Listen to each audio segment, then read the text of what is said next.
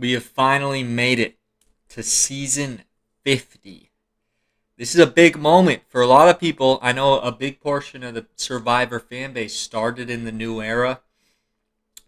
This is your first time you will be watching a returning season if you don't watch Australian Survivor, which is also starting at this time.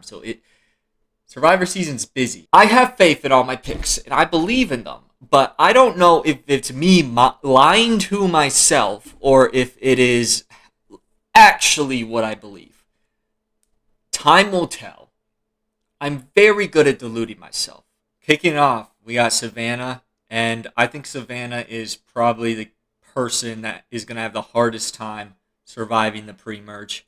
So I felt like she was the biggest lock. Maybe she's not exactly the first person out, but it's hard for me to imagine a world where she makes the merge. Whereas any other person, I can say I can see a world where they're in the merge. Savannah, it's just hard to see because she's going in as someone that no one knows, and I don't think she's like Rizzo, where I think Rizzo can disarm people with his kind of goofy personality. I think Savannah is more hurt by people not knowing her game. I think if people knew Savannah's game, she would not be as scary as a Kyle or Dee. But because they don't, because Savannah's personality, I think, is a bit more conflicting with people than Rizzo, I think she's going to have a lot of trouble. And also, she is a winner, the first winner to ever play back-to-back. Especially looking at her tribe, I think someone like Sari or Emily, even Christian, I just don't see a world where they want to work with a Savannah. And then Savannah, I could see her going either way for Joe or Ozzy, but I think they could also be scared of her. Jenna Lewis is maybe the only one from her tribe I can realistically see them working together. But I don't know how much pull Jenna Lewis is going to have early on. So Savannah, I just have a hard time. Like if this tribe goes to 3 tribals, I would be shocked if Savannah survived those 3. How I do this, I can only have one S tier. That's my winner pick. A, B, C, D, however many I want. F tier with a 24-person cast. I told myself I need at least 3 F tiers, which made it really hard because there's a lot of people, almost everyone in this cast I can see winning. And my F tier is like 0% chance you're winning this game. So, yeah. Honestly, I just put Savannah in there because I had to put someone in F tier. The other 2, I'm a bit more confident on. Actually, one of them I'm more confident on. But Savannah is like the top of F tier, okay? I know she's a winner. I feel like she's got such a hard road. I like Mike White. I love the White Lotus.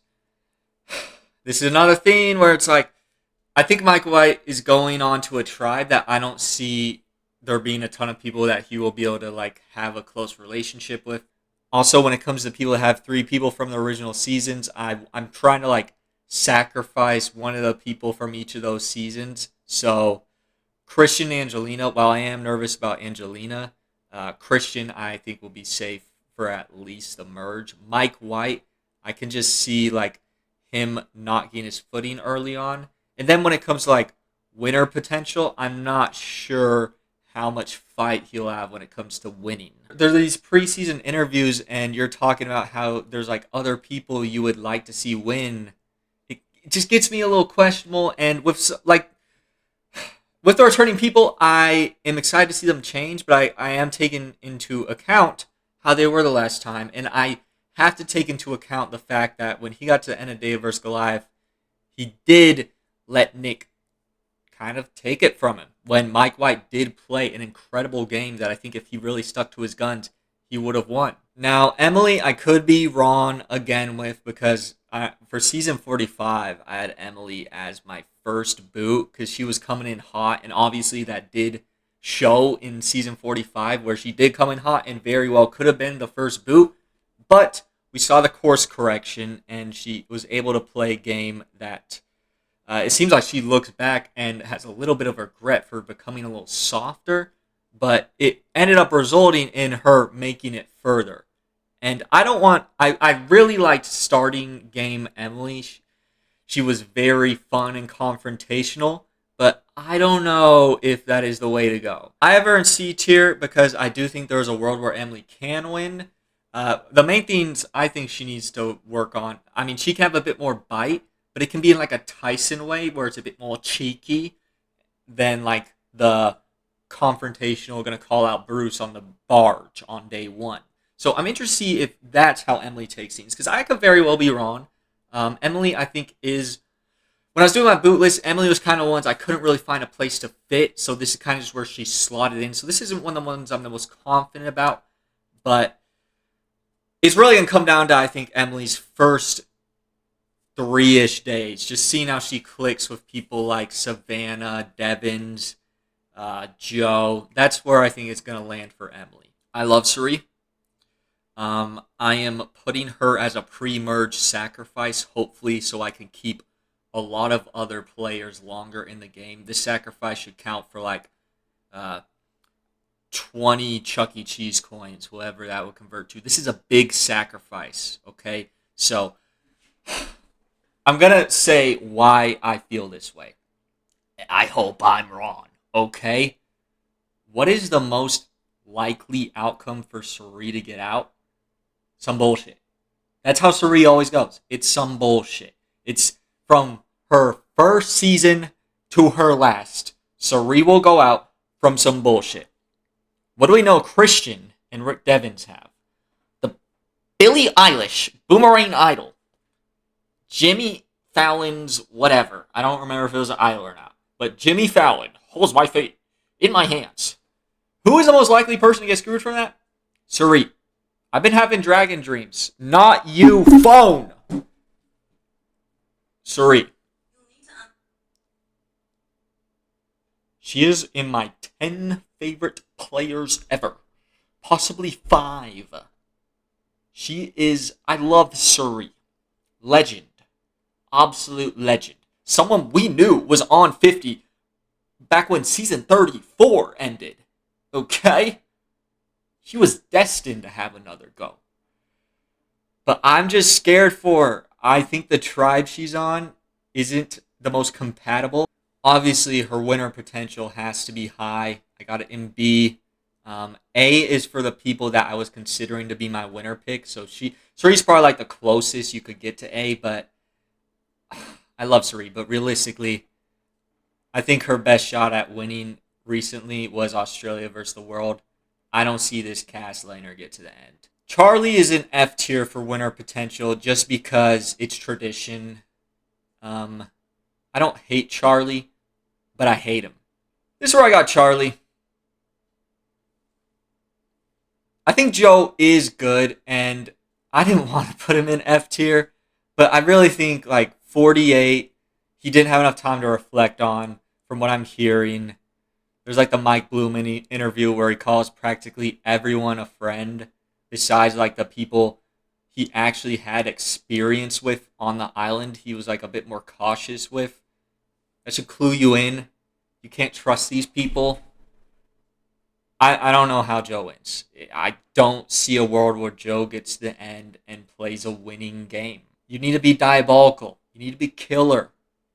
Logan Roy would not call Joe a killer.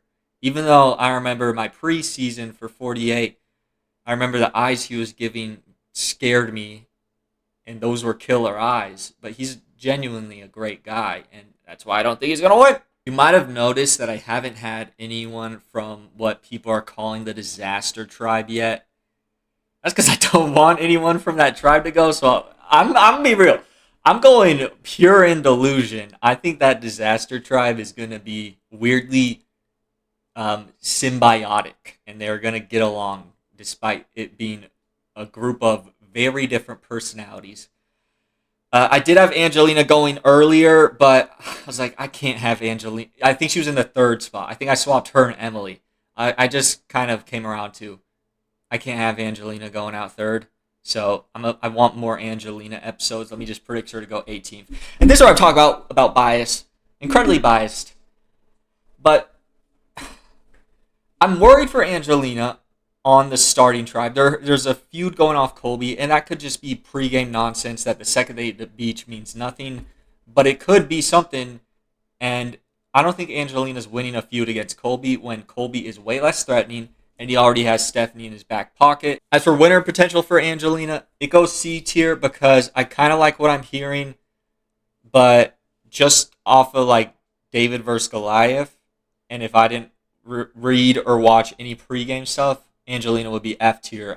She would never win, but maybe a more wiser. She is like a lovely person when you hear her, but I think it's the extra stuff that can kind of bring her winner potential down. But she plays a good game, so I can't put her in B because I watched David vs. Goliath, but I was liking what I'm hearing, so she's in C. Wait and see. I have a soft spot for Kyle. He's the first winner pick I made that was right. I've been doing it since season 35, so it was a big moment when I finally got it right. And going into the season, I kind of wanted to show respect to Kyle and pick him for that. And maybe I would have if he was on like season 45, but 48 so close to 50. He's on people's radar already. He's so charming, so nice.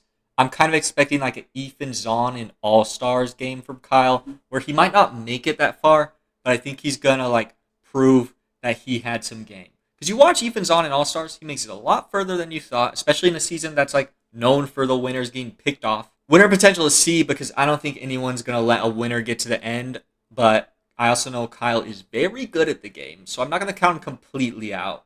I'm actually pretty excited to see Ozzy play again. I think he had some of the most like narrative shifting pregame interviews because a lot of people weren't down to see Ozzy, but I think he impressed a lot of people in his pregame interviews. The things he's saying, he seems like he's learning and that he knows he cannot be Mr. Fish.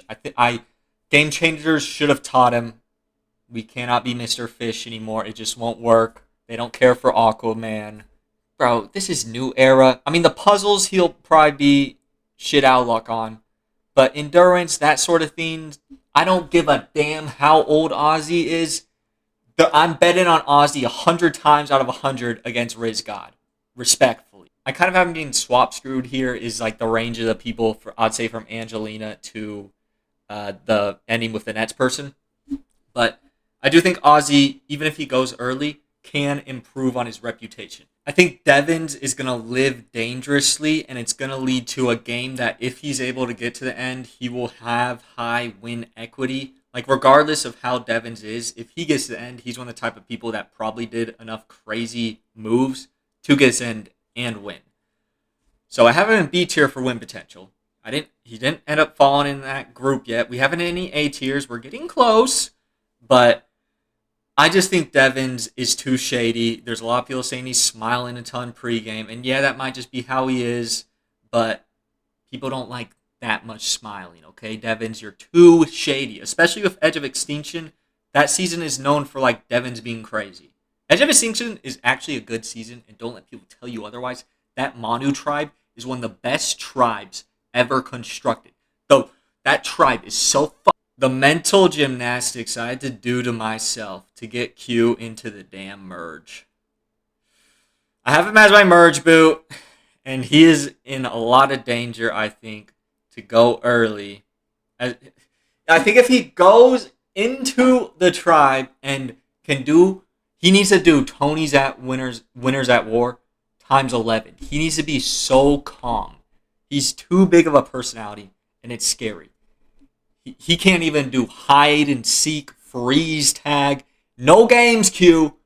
Just stoke the flames. Like the actual fire flames. Not like trying to fight with someone. I can see Q fighting with Stephanie within like 2 seconds of the game starting. Fighting with Colby within 2 seconds. Bullying Rizzo. Aubrey's on his tribe. Q's got a tough road. But I love Q so much, so I had to find a way to get him to make the merge. And I think his tribe is going to be weirdly coherent. And if Q is able to reel himself in, he is a captivating personality that people can gravitate towards. And honestly, Q can be a leader for this group and have them not hate him. He can do that. He just has to be like best behavior Q. Q is literally like F tier, S tier combined into one player. He can say he's going to quit, but no one will vote for him. He will do fun games like play hide and seek, but he will deny your Applebee's request. Camilla could go either way. I could see Camilla getting in almost every single spot besides like winning. I don't think Camilla is going to be given the room to get to the end unless she plays a lot more reserved of a game that wouldn't result in the win. So I don't know if Camilla can win this season because it's right after 48. But Camilla has a lot of game, and if people like Joe and Kyle go out early, it's going to help Camilla a lot. I think she's got a good tribe. I know she loves Coach. If I think Camilla could easily like befriend Coach and have Coach stick up for her. So hopefully that happens because I do like Camilla. But Camilla also, I think, plays Valorant. If I remember right, you can never win if you play Valorant. Out of all of the winners on this season, which saying all of them makes it sound like it's a lot, it's only 3. I give D the best shot of actually being able to repeat. And I was considering putting her in winner potential A because she is D. That Reba 4 Alliance did not play. And I think her tribe is very strong, and they don't seem like the type of people that would care that D won again. Whereas Savannah, everyone's going to be sketched out about her. Kyle, I do think is going to be harmed with the winner stigma on his tribe. I don't think these people are really going to care that D won again. Yeah, people will use it no matter what as a reason to get her out. But I ever get into the merge, and eventually I think people will just be like, D's good at challenges. She's good socially. She's good strategically. We're not letting her go any further. She can, if we let her get to 7, she might win. Written down, I have Rizzo on B tier for win potential. I'm going to drop that down to a C because no one has seen his game, and I do think Rizzo will struggle in I can really see him struggling in like a final speech situation. That's what I was worried about in 49. So I'm going to move him down to C. I still like Rizzo, obviously. C isn't terrible. That gives you good odds. But I think Rizzo is going to benefit from people not having seen his game as long as he survives like the first tribal. Because there's going to be that mysteryness with him. But when you hear Rizzo talk and he's like, chat, we're cooked. And he's like walking on the beach and is doing his little penguin walk when he was going to like fish. Instantly, you are not scared of this guy. When in reality, Rizzo is a very scary player. He has balls. He held an idol for 8, 9 tribals. He looked death in the face 8 or 9 times. The big guys, I kind of always throw in this spot. I feel like in season 42 when I did a boot list, Jonathan probably was in this spot too. And Jonathan did end up going further than that. He got 4th. But Jonathan is going to have no reason to go in the initial part of the game. I don't think anyone's going to want to get rid of him. The only person that I think wanted to get rid of him that kind of would have had to push for it is Genevieve. But Genevieve isn't on that tribe, so he doesn't got to worry about that. I think Jonathan is going to connect with the old school, with the new school. Everyone's going to want him as a number because they're not scared of him. So I think Jonathan has a very high floor. I know he said he got given advice by Boston Rob, and while that can help, and I'm interested to see, that could also be a curse. Because Island of Idols, anyone that talked on those islands did not win. The idols did not help them win. Shannon, she was in relation to Boston Rob. I forgot exactly how. He worked at a bar her dad owned. Shannon did not win. So I'm starting to think there's a curse here. I think Jenna Lewis is going to be great TV because she was great TV in season 1 and 8. And people are going to be unsuspecting of her. I think people think she will be old school when Jenna is a lot more like new school. She is kind of chaotic, has a large personality, and does not have a problem getting blood on her hands. That's exactly what the new era thrives in. So I think Jenna Lewis can be dangerous. And Jenna Lewis was, for a little bit, in A tier. Got dumped down a little bit because I could see Jenna Lewis being a little too much and going the way of Danny in Winners at War and getting booted early. But I don't want to see Jenna Lewis go home early. Are you kidding me? This is one of the people that's the most exciting to see return. Stephanie is another one of these people that has that more old school feel to them, like the Joes, the Jonathans. I mean, Stephanie's actually old school, like the Colbys. But I think Stephanie, let's get straight into negatives. I think Stephanie does have the same thing to Jenna, where she could flame out early. I just don't know how much Stephanie is going to keep up with like how the modern game is. And I worry about Stephanie's win potential, where she didn't win Guatemala, and she was against Danny Boatwright, who was on the bottom a lot of the game. And Stephanie, in my opinion, played the better game, but it just came down to relationships. And here, I could see Stephanie not having the strongest relationships and also not playing the strongest game. So I think I have her winner potential at B or C when I wrote it down. I'm actually going to drop it down to D. I have a really hard time seeing her win. Tiffany is going to be so under the radar that it makes me a little nervous for how under the radar she's going to be. She is the smallest name, I think you could say. She is the name that people looked at and was like, why is Tiffany on here? And Tiffany is a great player, don't get me wrong. I think she should have been brought back. It's just kind of like 50 is a big season to bring Tiffany back on when you look at some of the people around her. And that's exactly why Tiffany's dangerous. Who wins these returning seasons? It's the people that don't have the established big legacies a lot of the time. There is no reason to get Tiffany out early. I don't know. The only reason to get Tiffany out early is because there is no reason to get Tiffany out early. And I think that could be a reason Tiffany eventually goes, because people will be like, we're all just letting Tiffany slip by, but she's actually been playing a really good game, and she's going to get to the end. Like, I could see someone talking people into voting Tiffany out, but I think that's going to happen deep into the game, and Tiffany will be pretty safe to get far. And I wouldn't count Tiffany out of winning. B tier, I could see her making a bit of a run. A lot of the new era wins can happen in like a run type of way. That's how Savannah won. That's how Rachel won. We are now down to my final 6.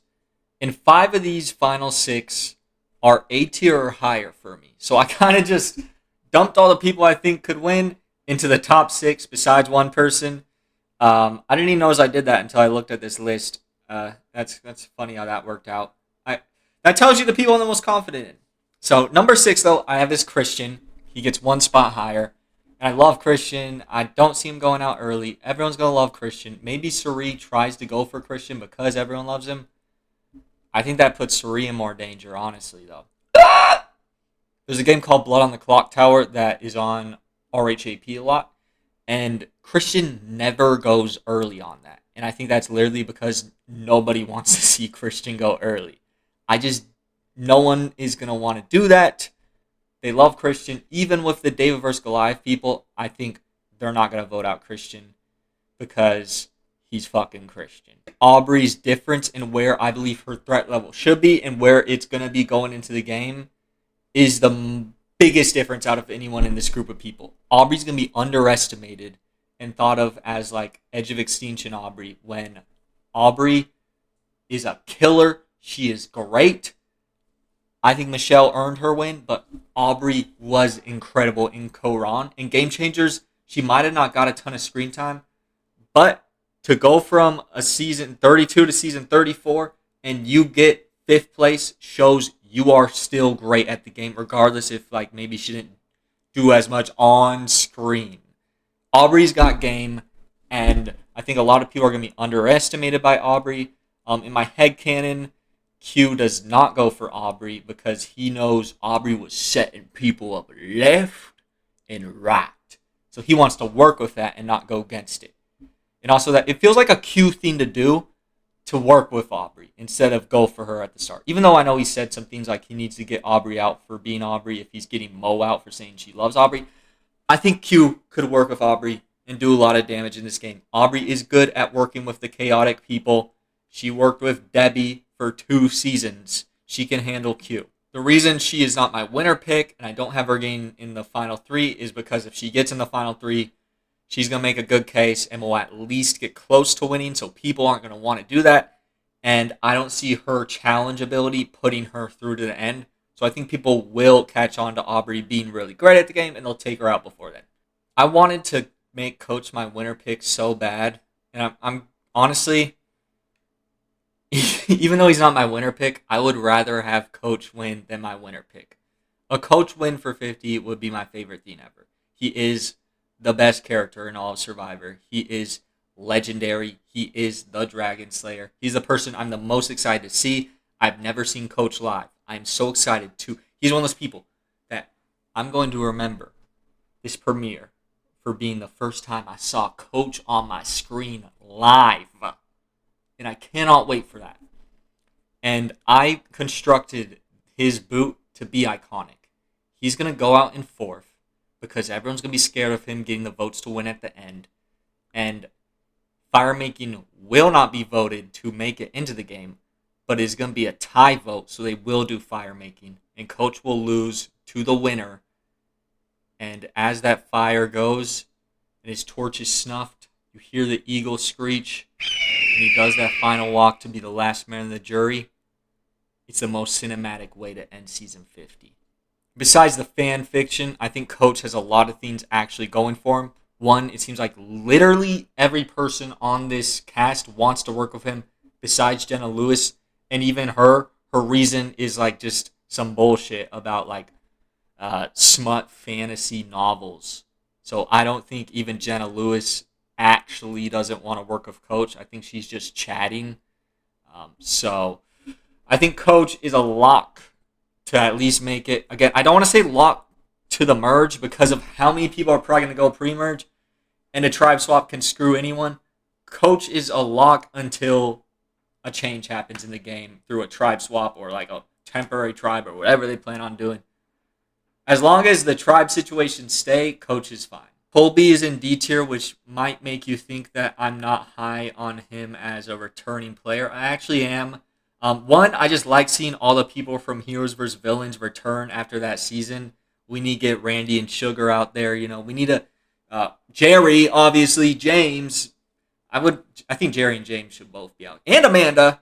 So many great people from that cast. I want them all to play again. But, so, like, Colby was really fun in Heroes vs. Villains. But that's obviously not what he wants to be remembered by, and I think he will be a lot more positive going into this season, even if it's not as entertaining for me personally.